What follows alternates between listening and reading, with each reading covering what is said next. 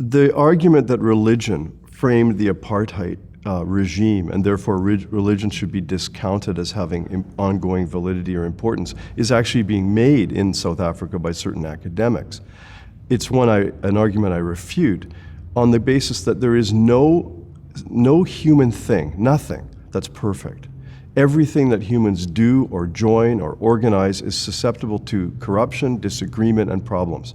To those who say that religion was the problem behind apartheid, it's important to recognize that the strongest base for the rejection of apartheid emerged from within religion, and particularly Christianity and Judaism.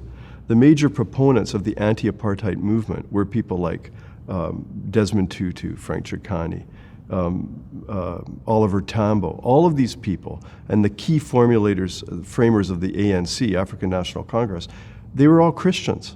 They were strongly Christian. Oliver Tambo, after whom the airport is now named, who was a great friend of Mandela's, who's the person after whom Justice Albie Sachs named his young son.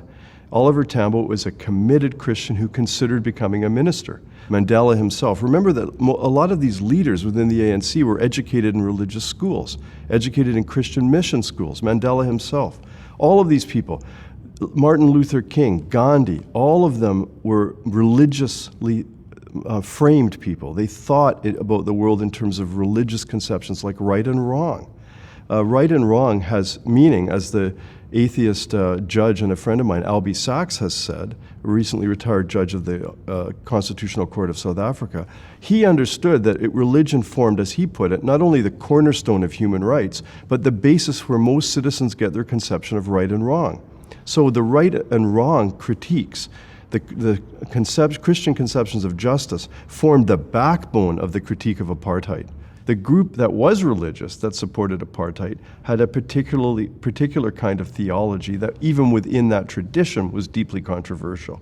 And for a variety of reasons, they became dominant, much of it to do with cultural maintenance, not religion itself. And their apologies since, within that church, have made it clear that they consider that an aberration and a cultural disaster. So while you had a malign religious conception framing apartheid, you had a more powerful and richer tradition emerging within the Christian traditions and others against apartheid.